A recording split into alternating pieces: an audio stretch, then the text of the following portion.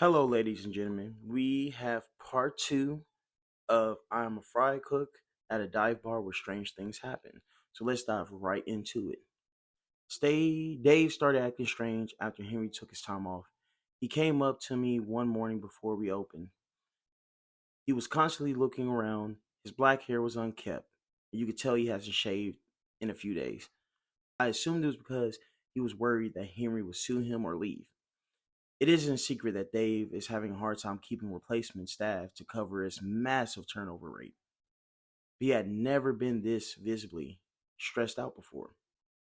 Have you heard from Henry? Dave leaned in close into my face, and I almost pulled away. His breath smelled like he used skunk spray as mouthwash. He was whispering, shouting at me, even though we were the only ones in the store. I was opening today, so Nathan and Jose weren't in yet. Lucky bastards.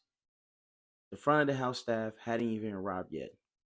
He had interrupted me in the process of gathering sanitation buckets and rags to wipe down some of the line that wasn't properly cleaned last night. No, I said, trying not to gag from the smell of DK wafting into my face. He has been MIA for a few days now, of course. He's been traumatized, so give him some time to recover. I found myself whispering as well for some reason. I tried to stop, but I felt too uncomfortable to raise my voice above a whisper. He's not recovering. He's following me. Dave's eyes were wild as he glanced around as if Henry was hiding around every corner. I don't like being followed, Levy. You know I don't like being followed. The speed he was talking at kept increasing as he continued. I'm a private person. I can't help the fact that I'm feeling this way of somebody following me, Levy. Have you seen him? Dave, are you on something right now? I moved away for a bit, no longer able to handle his breath.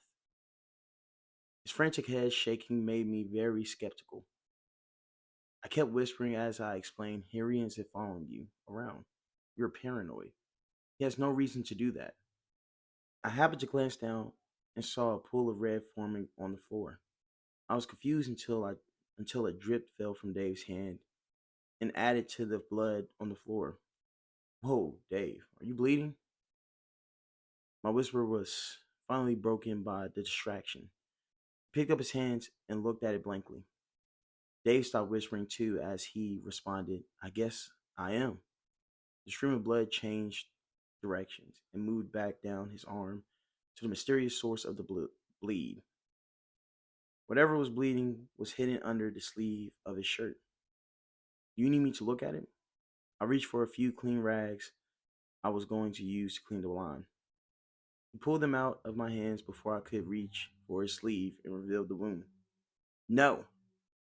He practically shouted at me. I can handle this myself. Ran off. Thought he went to the office, but he actually left the bar. I was left to clean up the mess his arm had made. I didn't see him for the rest of the day. The bar ran fine without him, though. But I was more than a little disturbed by our interaction. Not long after that day, something new appeared in the bar. If it's not new, then it's rare. I've worked here for about a year and I had never experienced it before. It was another night where I was the only one in the kitchen. Nathan and Jose had clocked out and gone home. The only people who had remained in the bar were a few servers and the bartender, Tommy. But because they were all front of the house, I don't see them much. We haven't had a dishwasher in a few months, so the only time I see the front half is when they come back to clean dishes they gather from the losers that came 10 minutes before close. The sound of the door swinging whenever a server or Tommy walked into the kitchen was so common I stopped noticing it, which is why I didn't think much of it when I heard someone spraying off the dishes. Someone must have drawn the short straw and had to wash all the dishes by themselves. I thought to myself.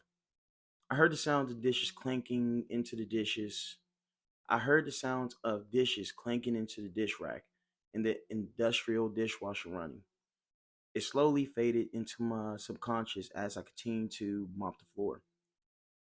That was until I heard Who are you? What are you doing here? I looked up and could I looked up and could barely see through the heat lamps over the expo line.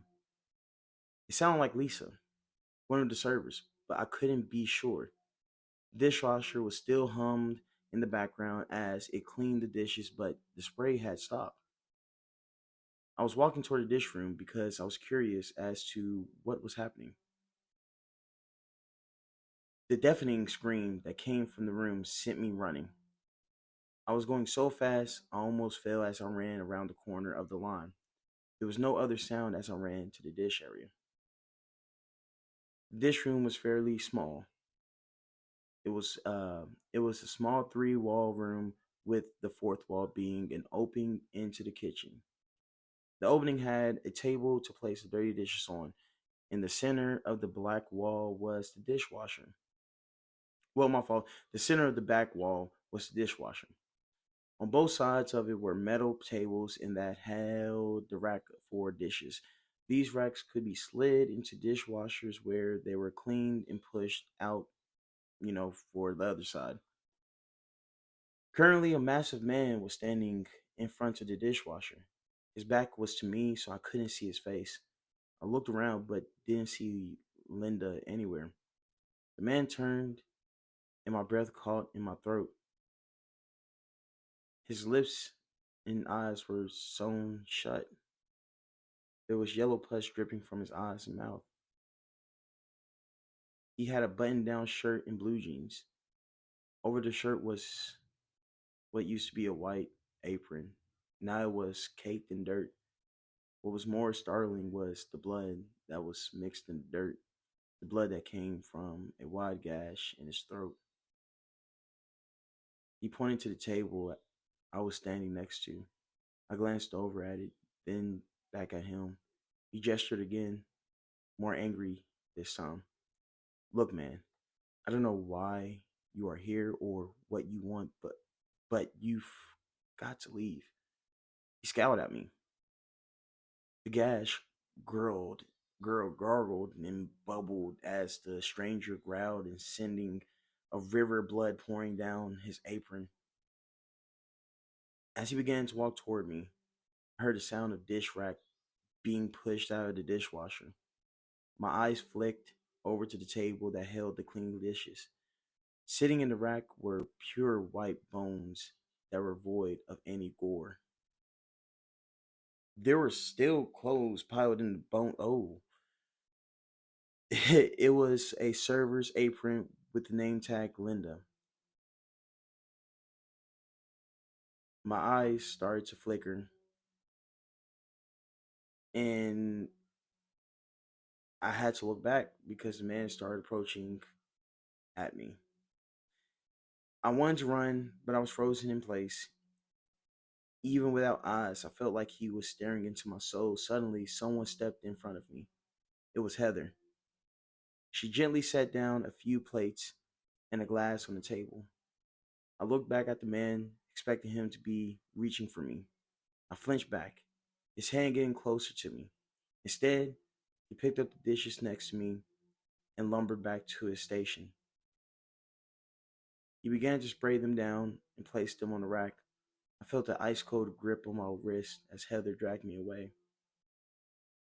When we were back to the fry station, Heather finally let go. She turned to me.